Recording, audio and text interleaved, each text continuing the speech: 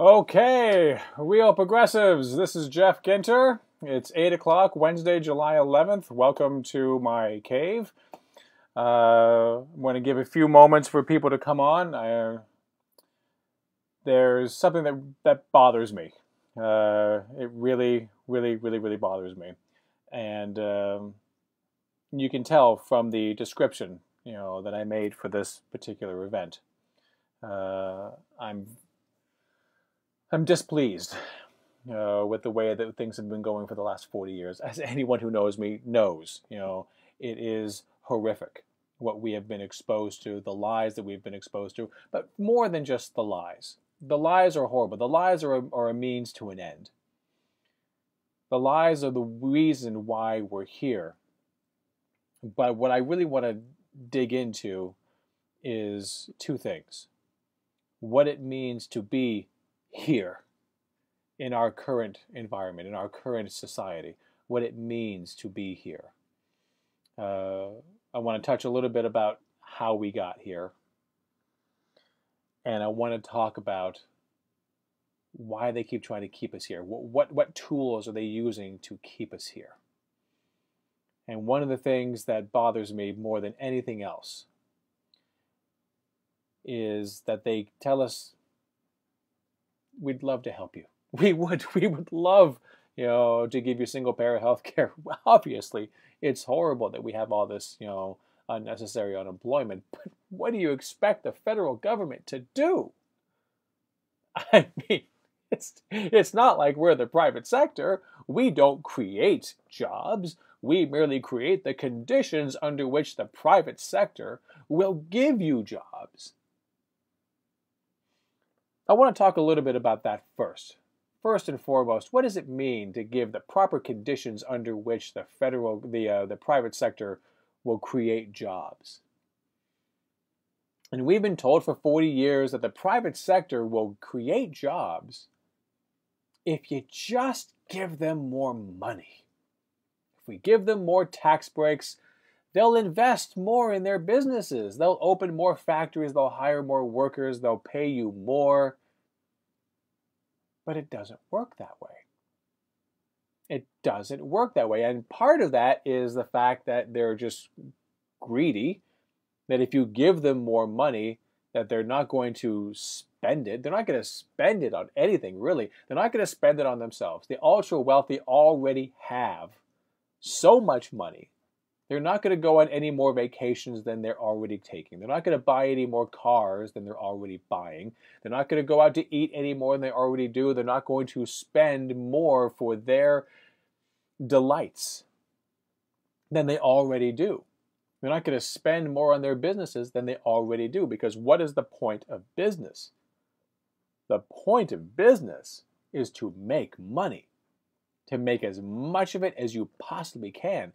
Spending it into your business is antithetical if you don't have a reasonable expectation that you're going to be making money as a result of it. You will make the investment if there's going to be a payoff, but you're never going to do it out of the goodness of your heart.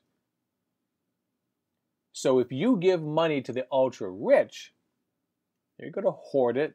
They're going to use it to buy back stock. They're going to use it to make more money, but they're not going to use it to help you. How do we know this? Because they never have done it. Not on the aggregate. You will find the occasional entrepreneur who will do that.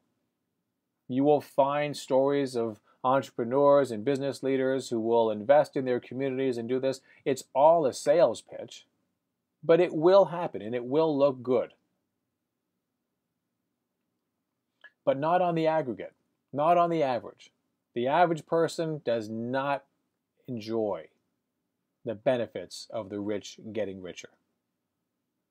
We get the benefits of watching it.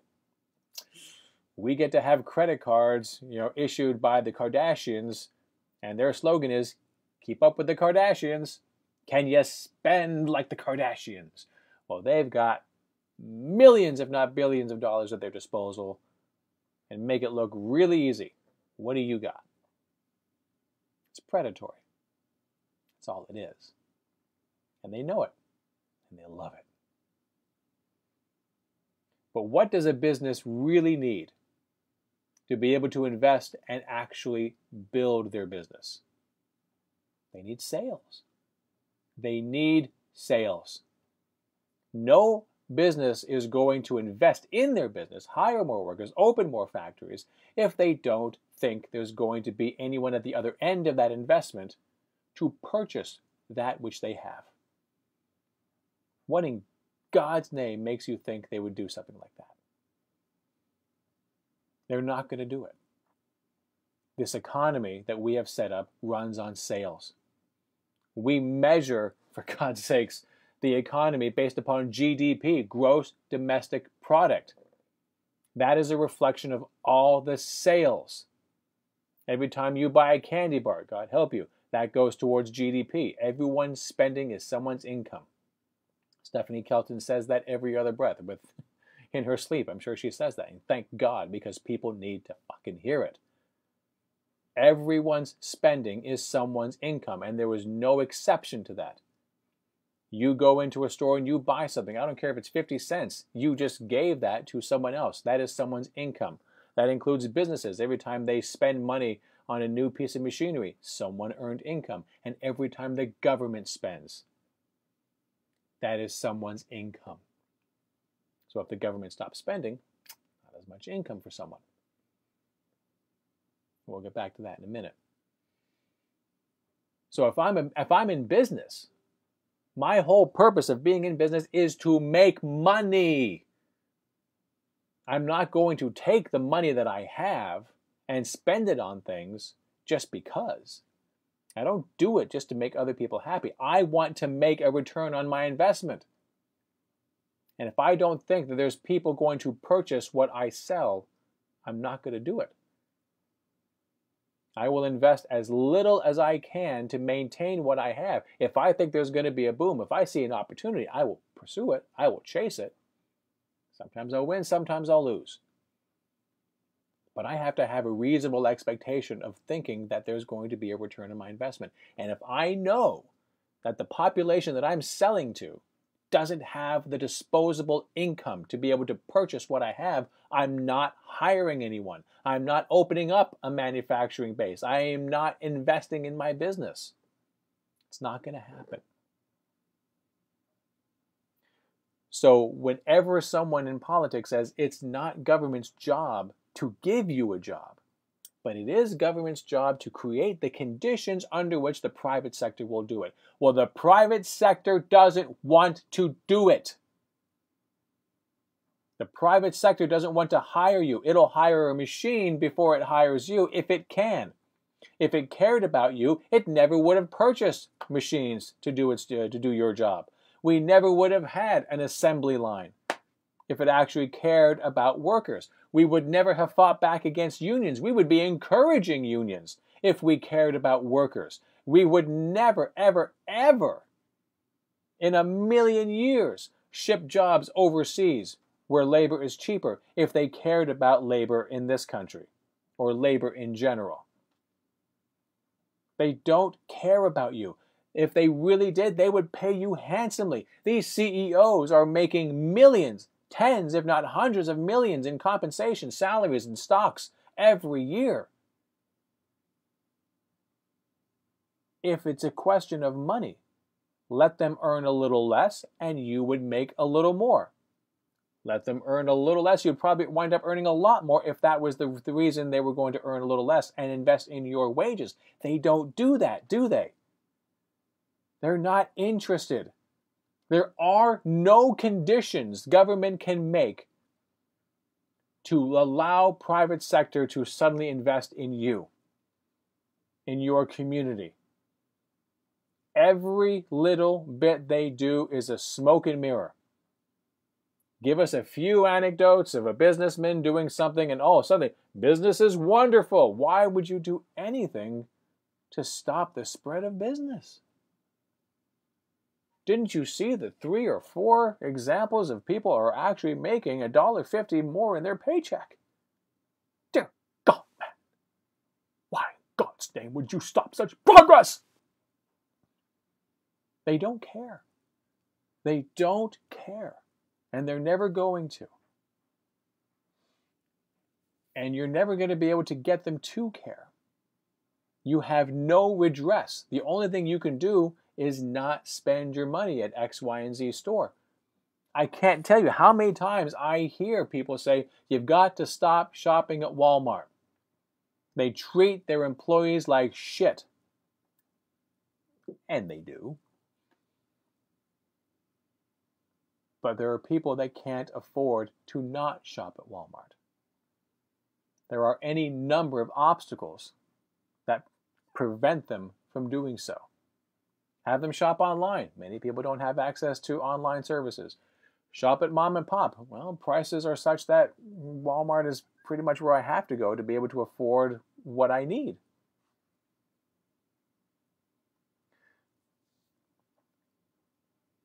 We're never going to be able to do anything to these companies in any serious fashion if the only thing we can do is hurt them in their wallets by choosing not to purchase there. It's a noble pursuit, and if you want to engage in that, you will have my love and support to whatever degree that means anything. But it's better than doing nothing. But what we could do, the one thing that is in our power, because we cannot get onto the boards of these corporations, we cannot change the culture of these corporations. What we can do is change the culture of Washington. We can change the nature of the people that we send to represent us in the Senate, in the House of Representatives, and in the White House.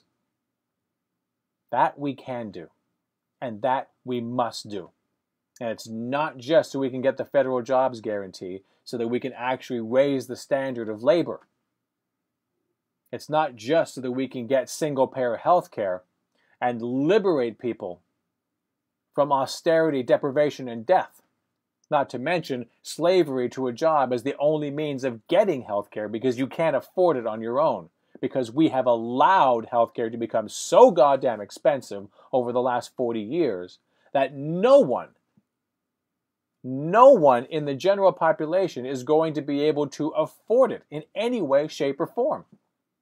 Even the insurance companies can't really afford it, and they don't want to. They're a corporation. What have I been telling you about what corporations want to do and don't want to do? They don't want to spend money on you. In the case of insurance companies, they want to get money from you and then say, thank you very much, goodbye. Oh, poor baby, you have a problem? I would love to help you, but it is cloudy and it is Tuesday, and we just do not do that sort of thing, darling. That's what we're dealing with. When you're dealing with corporations, you have no palpable, viable recourse. And that's mostly because there's no real mechanism. You can't invade the corporation. You can't invade their culture. But we do have something that I find to be very instructive. And it is this. We, the people of the United States, in order to form a more perfect union, establish justice, ensure domestic tranquility, feel free to write this down at any time, provide for the common defense, promote the general welfare, and secure the blessings of liberty to ourselves and our posterity, do ordain and establish this Constitution for the United States of America.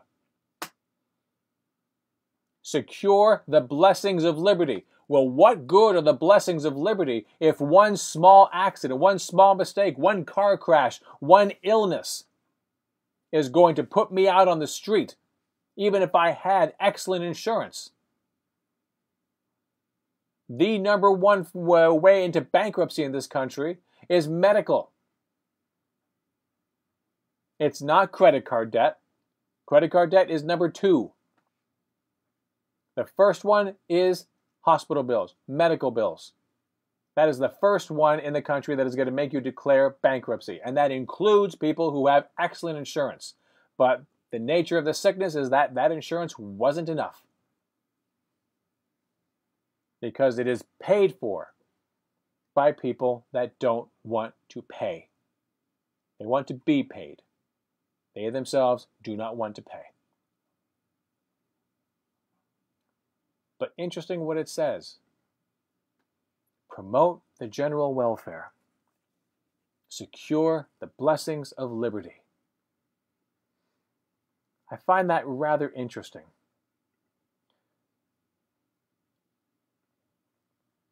This is an article in The Guardian done last year. Republican healthcare plan. 24 million people could lose coverage, CBO reports. Well, we can talk a lot about, the CBO and what that means. But it's an interesting point. What it's going to do. They're going to basically kick 24 million people. They could lose their coverage. And this is what Paul Ryan had to say about it. Our plan is not about forcing people to buy expensive one-size-fits-all coverage. It's about giving people more choices and better access to a plan they want and can afford. When people have more choices, costs go down. When people have more choices, costs go down. Such fucking bullshit. The history of the healthcare industry in this country is not the history of competition. They always say with competition, prices will come down, quality will go up, because all these different companies are competing for your dollars. They're competing for your dollars. Therefore, they will come up with better plans to attract your dollars. But why is it that costs have not come down? They only ever go up. We've got a lot of insurance companies out there. We've got a ton of them, and they all have a ton of plans. It's not just Medicare, Medicaid. It's not just TRICARE, which is all government-run stuff. We've also got Blue Cross Blue Shield, Kaiser Permanente. We have got Aetna. We have got so many different plans. There is a shitload of competition.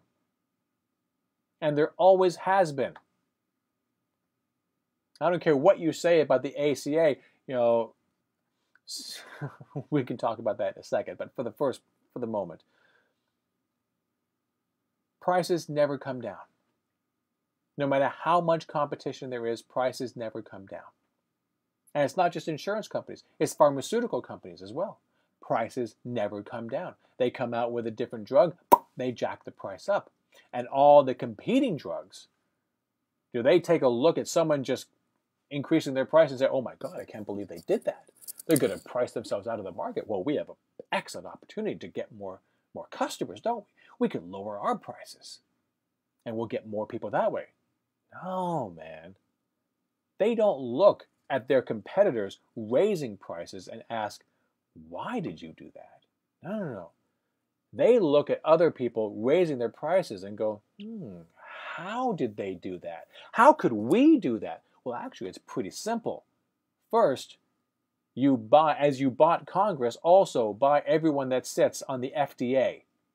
Just like everyone in the food industry bought everyone that works at the Department of Agriculture. Buy the people so that you can get the result you want.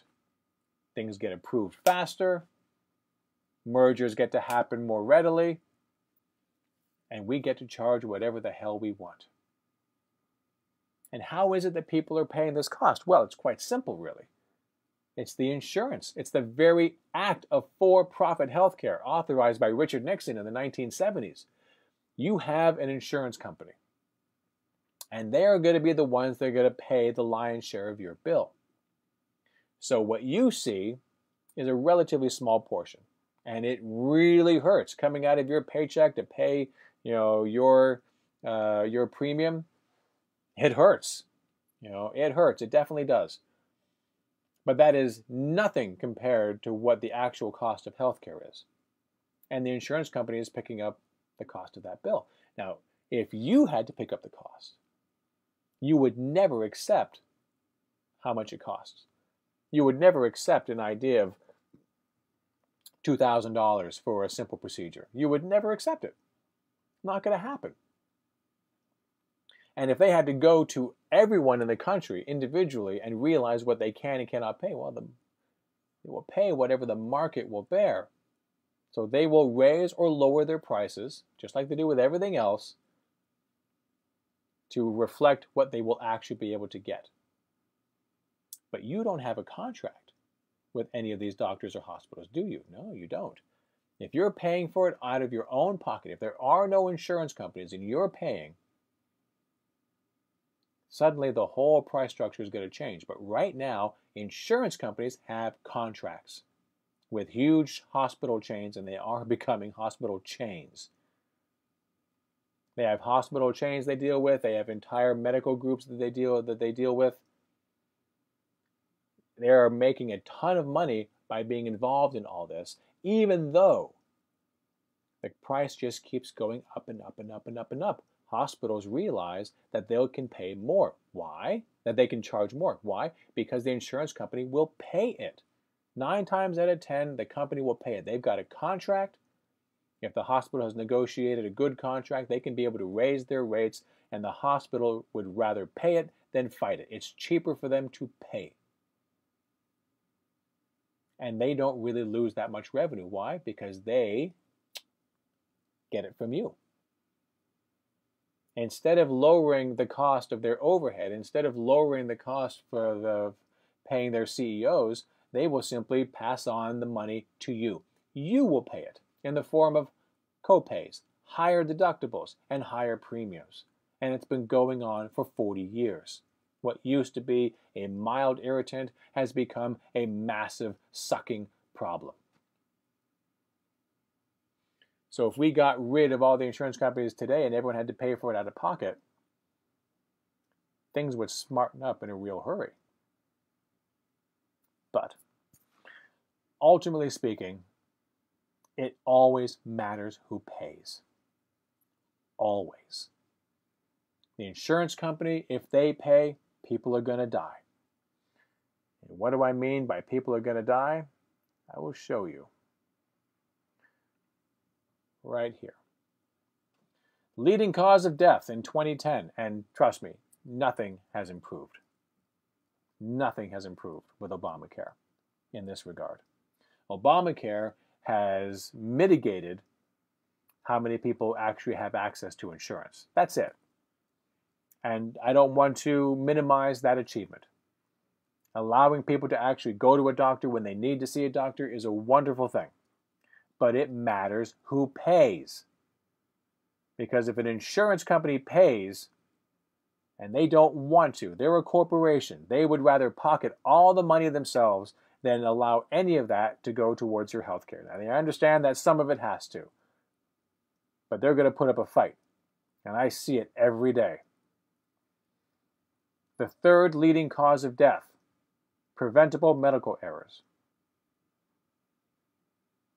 That's right after heart disease and cancer. That is because of for-profit healthcare.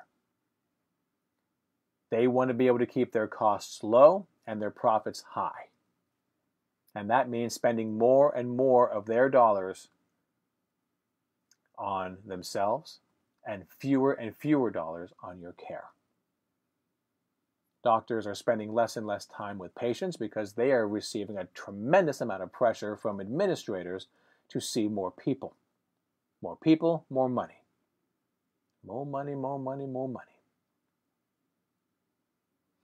Pharmaceutical companies just keep jacking up their rates, and the insurance company pays it because it's cheaper. And they just pass that money on to you. If they always had to make sure that your deductibles were low or eliminated, that if you had no co-pays and maybe you had a small premium that you had to pay, they would be hemorrhaging money. And they would be putting a stop to how much these companies are charging in a real hurry. And people would say, well, that's fine, but it's going to be the same thing with the government. Why do you want single-payer health care? That's government-run health care. What I find really interesting is that that would be government-run health care, yes. If the government pays for it, that is government heavy involvement. It's not government run. We're not talking about the NHS in England where all doctors actually do in fact work for the government. You get a salary. That is the ultimate taking profit out of the healthcare. We're not really talking about that. But what we are talking about is something a little bit different. There's a couple of things I want to play for you. Here's the wonderful Chaffetz, mercifully ex of the House of Representatives, talking about what he thinks about healthcare. We're getting rid of the individual mandate. We're getting rid of those things that people said that they don't want. And you know what? Americans have choices, and they've got to make a choice. And so maybe rather than getting that new iPhone that they just love and they want to go spend hundreds of dollars on that, maybe they should invest it in their own health care. They've got to make those. Are you effing kidding me? He's suggesting that simply buying an iPhone would even put a dent in your healthcare costs. Do you have any idea how stupid that is? Does he have any clue how much it costs if you're sick? There is no amount of money that anyone in the workforce right now, if you're in the 40 to 60% of the country that has been starved of wages, that has seen their purchase power drop dramatically, that have to continuously prop up this economy that the oligarchy have created on the backs of their personal debt. And you're telling me that under that system, where we earn less and less and less, our jobs do not allow us to be able to support ourselves. We have to go to a bank and get a loan. We have to put it on our credit card. We are forced into the arms, the welcoming bosoms of predatory lenders for 40 years, and it's been getting worse and worse and worse and worse. All the while, insurance companies have been allowing it. Screw that. We have been allowing, but it's been the insurance companies that are the catalyst to allow healthcare costs to keep spiking and spiking and spiking, because it's letting people who don't give a shit about your health allow to be in the for-profit business. They keep getting to ratchet up their prices, and the insurance companies just keep paying it. It is a horrible sucking system.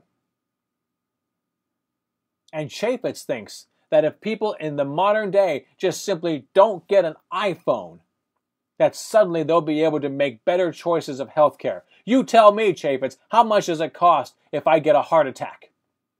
You tell me. An iPhone, I can get an iPhone really with a plan, for about 40 bucks a month. 40 bucks a month. You think 40 bucks a month is going to be able to put a dent in what's going to happen to me if I get a heart attack and I have to go to the ER? And then they're going to have to admit me. And they're going to have to do a cardiac catheterization. Do you have any idea how much it costs? No, you don't. You know why? Because even if you did at a certain hospital, what if I don't go to that hospital? What if I can't go to that hospital? It matters where you are, and the differences can be striking if you're only even a few miles apart from one another. This is what happens to a system that is life and death if you put it into the hands of people who are for profit, who only give a shit about themselves. For profit. Whose profit? Their profit, not yours.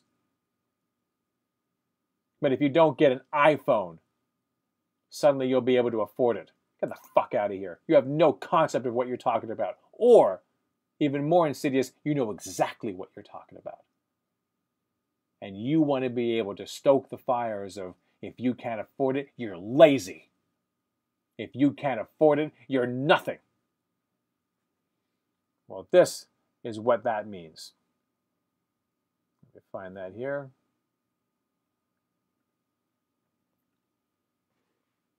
"40 years of GDP going through the roof. 40 years of our wages stagnating. 40 years of our purchasing power diminishing. 40 years of our having to take on more and more and more and more debt. I remember in the 1980s when we had commercials saying you are sitting on a gold mine. You have a bank and you live in it. It's your house.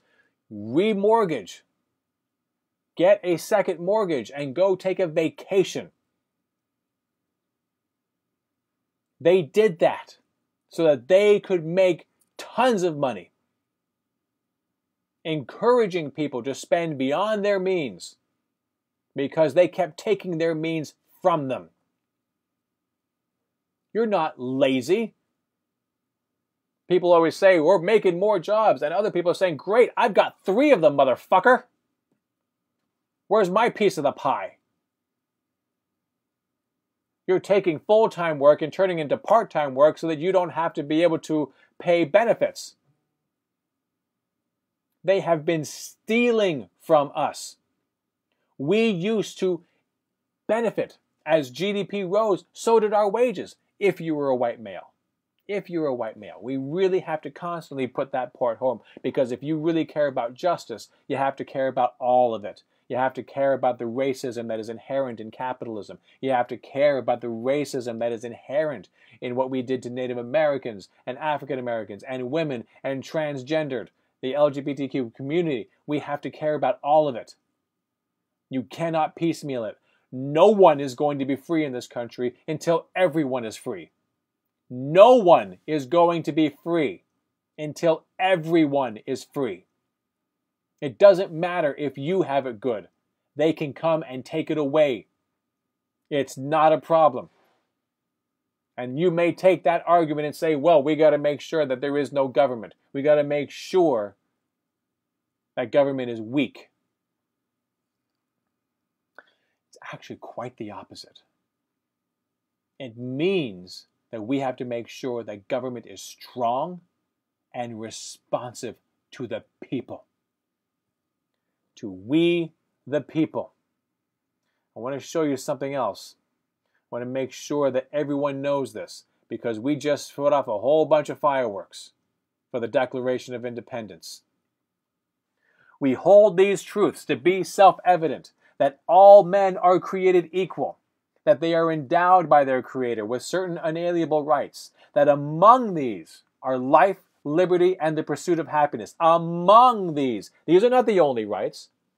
Just among these rights are life, liberty, and the pursuit of happiness. That to secure these rights, governments are instituted among men deriving their just powers from the consent of the governed. That means us. We are the governed. But we are also something else. We are also we the people. We have to be able to understand we can't do anything to a corporation. Nothing whatsoever. Nothing with any lasting power. Government is supposed to be a barrier between us, the people, and the business community. Not to shit on business. That's not the purpose.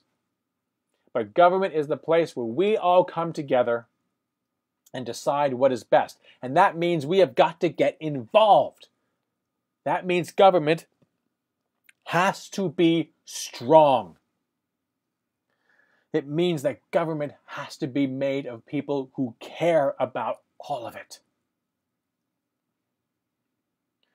Right now, government is not of, for, and by the people. And we did that. We didn't orchestrate it. It wasn't our plan. It was their plan. It was the oligarchs' plan. But if you don't show up, if you don't raise your fist, if you don't even raise your voice, decisions will be made without you. They will be made for you. Everyone that I hear, and I hear it a lot, I'm just not political. Fantastic, you're not political. Do you know who is political? Your boss is political. Your utility company is political. Your bank is political. Every entity you can think of that has any amount of power over you, they are very political. How many of them do you think have your best interest at heart? How many of them do you think about you at all? No one's coming to save you. No one. You're going to have to save yourself. The rugged individualism that libertarians and Republicans love is no longer about pulling yourself up by your own bootstraps in this economy that's been rigged against you. No, rugged individualism is you putting on your shoes, putting on the jersey, gearing up, and getting involved. That you have to do on your own. That you have to be able to find it within yourself to say, I am not going to take it anymore. I have every right to sit at the table. You have no right to exclude me.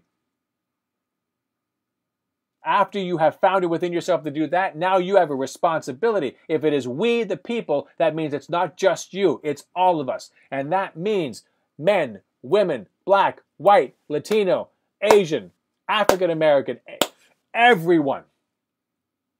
It is your job, it is your responsibility to make sure that no one is excluded. Why?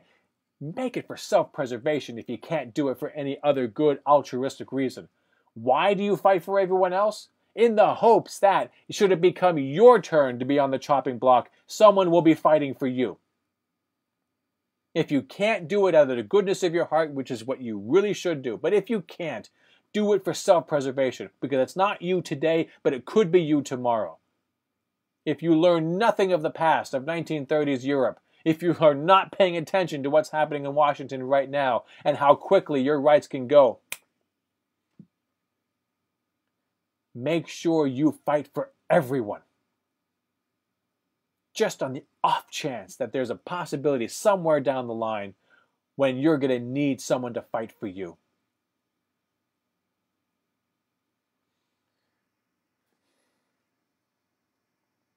I want to get back to the concept of paying, because I made an allusion to it matters who pays. It matters who pays. Because an insurance company doesn't care, and a corporation doesn't care. Private industry doesn't care. They're all in it to make money. Whose money? Where does that money come from? From whence does this money originate? You know, it's one of the biggest smoke and mirrors routines that have ever been pulled on this country. Almost everyone understands how you buy your groceries, where you get your money from. Well, I have a job. I have a job and it pays me money. Or I don't have a job and I work in a slightly different economy and I get money from other sources. An entire industry by which we could do without if we had full employment.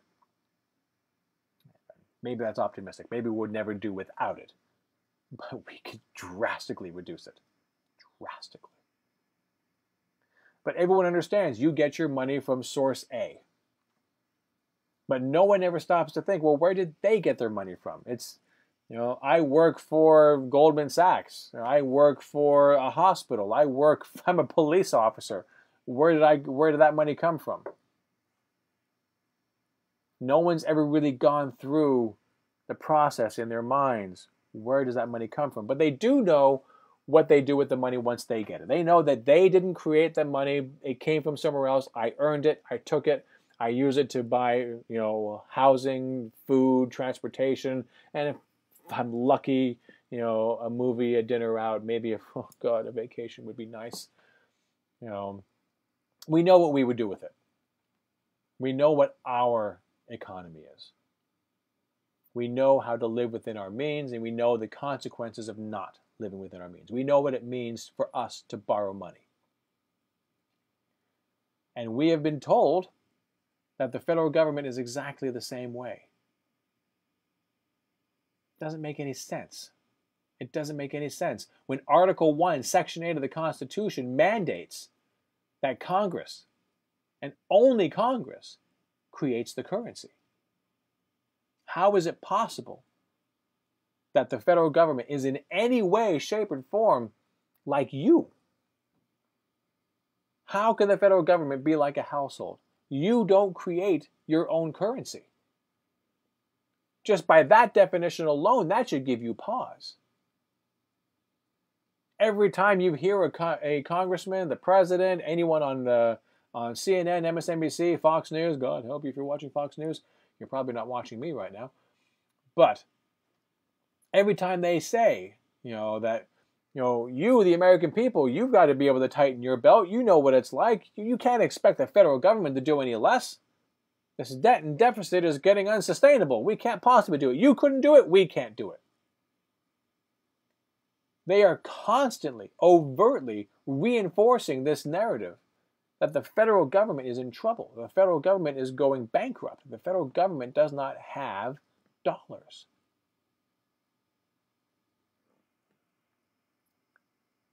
But if the federal government doesn't have dollars, then where does the currency come from? Well, you have to do your research. And if you look at Article 1, Section 8 of the Constitution, that's it, game over. It's Congress. Congress creates the currency. Congress shall tell thee how much that currency shall be worth, and Congress shall also levy taxes. So how can the federal government go broke? How can the federal government ever be unable to pay its bills? How can there ever be a price set in US dollars that the federal government could not meet and would never, ever need a revenue to be able to accomplish it? It doesn't need your tax dollars. How could it need your tax dollars? Please answer that question. And if you can't answer the question, then look to someone else. Someone has to be able to answer that question if they are spouting the nonsense that we're going to have to raise or lower taxes or cut programs to be able to afford more spending on the federal level. Ask them, where do US dollars come from?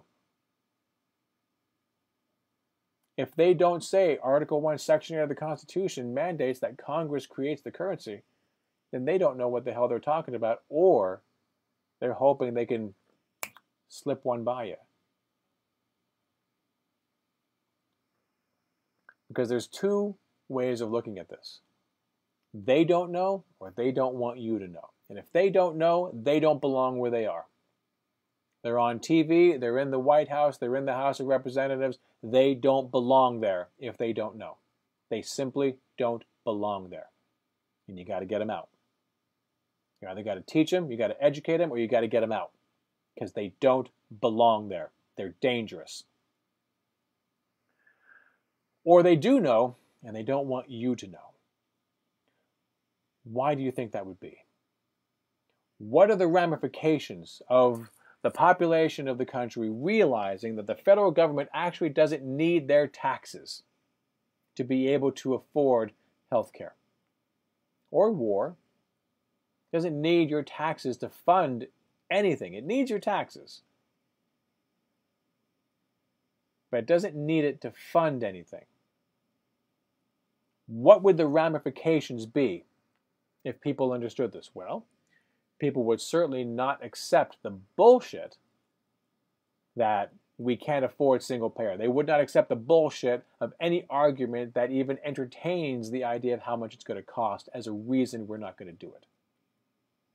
We can't do it. It's just too expensive.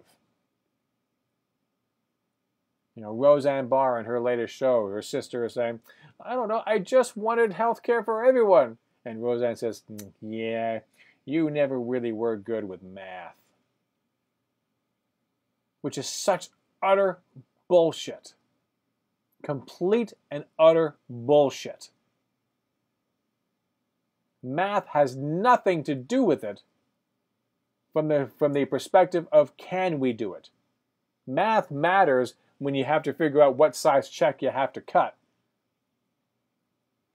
But there's no amount denominated in US dollars that the federal government can't meet. So what would happen if people knew? Well, they would stop accepting that bullshit. They would start demanding things. One of the reasons they don't demand single payer right now is because they believe that's going to be part of their money, having to pay for it. And if it's your money on the line, you have very specific prescriptions for how you want that money to be spent.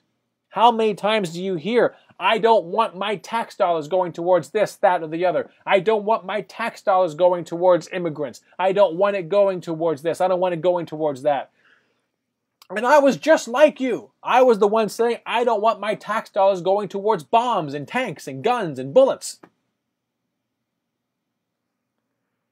I had to find out. And once I found out, there was no going back. We are resource constrained. We are not financially constrained. And to everyone that says, well, it's not the government's job to give you a job. It's not the government's responsibility to give you health care. Fuck you. Yes, it is. And I can prove it right here. Promote the general welfare. Secure the blessings of liberty. Establish justice. Ensure domestic tranquility. What are you not understanding about what the government's job is? That to secure these rights of life, liberty, and the pursuit of happiness, governments are instituted among men, deriving their just powers from the consent of the governed. Are you fucking kidding me? You're telling me that it's not the government's job to be able to do these things. It is exactly that. It says so in the Declaration of Independence. It says so in the preamble to the Constitution. It also says so in Article 1, Section 8 of the Constitution. It is the government's job to be able to provide. After all, they created the currency and then made a tax denominated in that currency and made you responsible for it. You have to pay a tax in that currency. Which means if you don't have the money, you are now unemployed. And first, they were taxing landowners and physical things. Then they came up with an amendment to the Constitution to take taxes directly out of your paycheck, just to make sure that everyone that's working pays into it. Not because they needed your money, they need you to need the money. You need to understand this. They don't need your money so that they can spend. They don't need it for that purpose. But if you don't demand the currency, then what is it worth? I could, in this basement, make, I don't know, something amazing, fantastic to me. And if I can't sell it, no one's going to buy it. I can't create a demand for something that no one wants or needs. I think it's great. They don't. I'm screwed. If no one needs, wants, or demands US dollars, what is it worth? It's worth nothing. So the government creates the currency and then tells you, with the power of its government, with the power of the ability to enforce it, they say, you owe us a tax. I'm going to pay you for goods and services, and now you will have the money, and we will demand it back. You don't pay it, you're going to jail. We're garnishing your wages. We are going to take your stuff. We are going to do terrible things to you. You now owe us a tax obligation in the one thing that we have created, and it now becomes really important to you. If I don't tax you, why would you accept my currency for payment? It's just paper.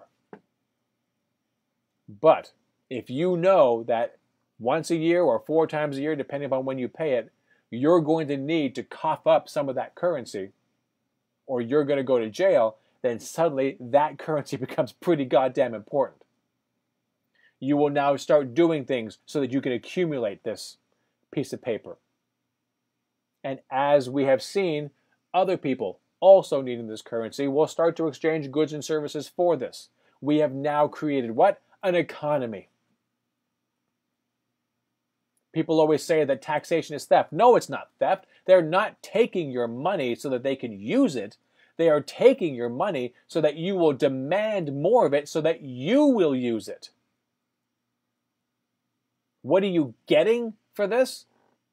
You're not purchasing roads. You're not purchasing police departments. You are not purchasing the standing army. You are not purchasing healthcare. You are not purchasing anything like that. You are purchasing an economy. You are purchasing a means of exchange, a common unit of account that we can all use. You are purchasing a civil society. You are purchasing the ability for the federal government to act as the federal government. It's actually a pretty fucking awesome deal. Because they could just come down off the mountain with that standing army and press everyone into service. Everyone is a slave. We have seen examples of that throughout history, including the founding of this one. There would have been no rapid increase of American power without slavery. It would never have happened. It is a stain on this country, and we're going to have to spend the rest of our lives dealing with that shit until we make it right. It's nowhere close to being made right, including what we did to Native Americans. The founding of this country is on blood, sweat, tears, lies, and betrayal. But it doesn't have to continue to be that way. Because we get to decide. It's our choice. It's always up to us. And you've got to be able to look people in the eye and tell them truth. And tell them nicely, tell them sweetly. And if they still don't get it, then either move on or get in their face. But we have to be able to start facing these things. Fuck whataboutism. This little thing here drives me crazy. Yeah, well, you think Obamacare is great? You think the idea that No, I'm absolutely not saying that. I'm not arguing Obamacare. I'm arguing the fact that you keep on saying that a free market works. But just name me one country. One country in the world where a free market system for health care works. We just had You're talking about one thing and then they say, yeah, well, what about this? What about this? Fuck that. There has been numerous examples of shit going on where it's just wrong. It's categorically wrong. It is unimaginably wrong. It's galactically wrong. And so is what's happening right now. So we can't change the past. You want to talk about the past? You want to argue the past? Who was right? Who was wrong? Fine. We'll do that later. Right now, we've got to do this. Whataboutism is cheap. It is childish. It is weak. If you bring up whataboutism, when someone is saying something about Trump and you say, well, what about Obama? You're weak. You are absolutely weak. You can't face the truth. You can't face the reality of what's happening right now. Right now can be changed. The past cannot be. You want to argue it? You want to litigate it again? Fair enough. Do it later. Do it when we fixed this.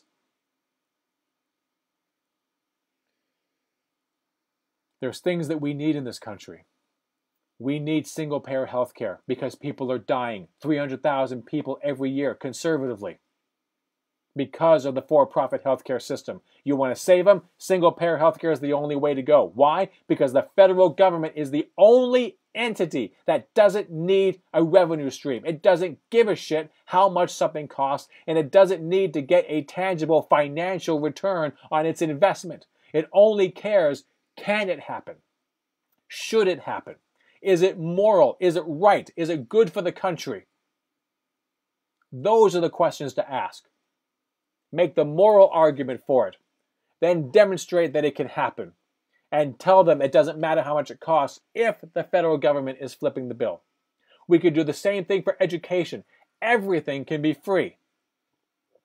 We could remove from the backs of ordinary citizens the burden of funding your child's education.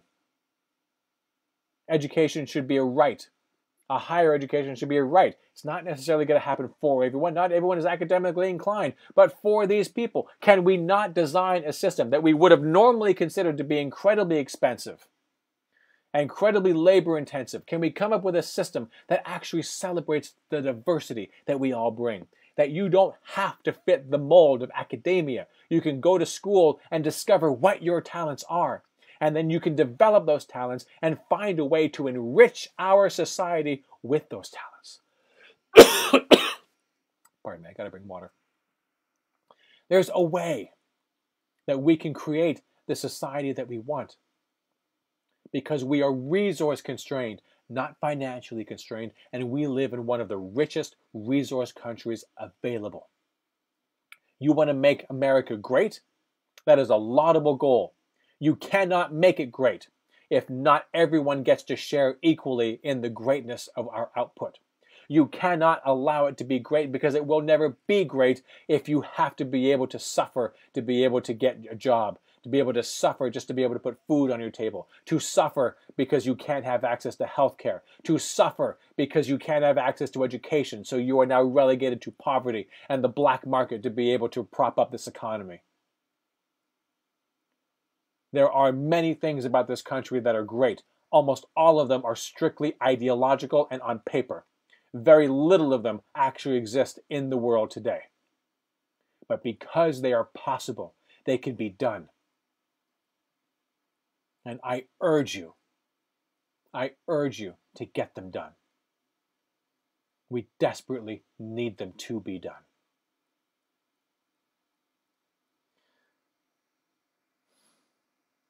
I want to leave you with one final thought. There's a lot of people that think that we should be able to change the system first. We have to be able to get people into power before we can start worrying about the financial aspect. Just get Democrats elected and then we can deal with the rest later. To this I say, no, absolutely not. That is a recipe for disaster. Why? Because that is exactly what we've been doing. We've been doing that for 40 fucking years. Just sending Democrats, sending Democrats, sending Democrats. Get it done, and then nothing happens for us. Even when Democrats are in complete control, we still get fucked. In what world is that working for you? In what world is that working for the community and the country on the aggregate, on the whole? No matter who is in power, unemployment is still unimaginably high because you don't want to believe those numbers of 4.1%. Screw that. No, it doesn't even count. Just go to the labor statistics and take a look at the unemployment numbers. And you tell me, when they actually break it down, which they never release to the public, you have to go look for that shit yourself. But when they break it down by demographics, you tell me, if unemployment is so goddamn low, why is it always so much higher for African Americans than it is for whites? And always has been. And how is that fair? Where's the justice in that? Are you actually telling me that you're satisfied because you actually have a job, which is almost certainly going to wind up being a part-time job with no benefits if it's not already? We have to get the economics right now. We automatically lose if the only thing we do is send in Democrats. They don't care. You've got to send in people who do. And I'm not saying that all Democrats don't care. Clearly some of them do. Alexandria Ocasio-Cortez, in Brooklyn right now. She's amazing. We got to keep holding her feet to the fire. Do not trust her. Do not trust anyone. Trust the policy. And if she continues to fight for the policy, then fight with her. Don't fight for her. Fight with her. Fight alongside her. Fight for the policy. Fight for your neighbors, for your community, for your country. Do those things, and we will win. Be bold, be brave, be optimistic, be aspirational. Reach into your heart and bring out the best of you and inspire the best of the people around you, and we can do it. I love you guys. Savage Joy is coming on in just a moment. Remember to fight for each other. Remember love. It is the single most important thing because it is going to guide your actions. It will not preclude you from being angry. It will not declaw you. It will not deball you.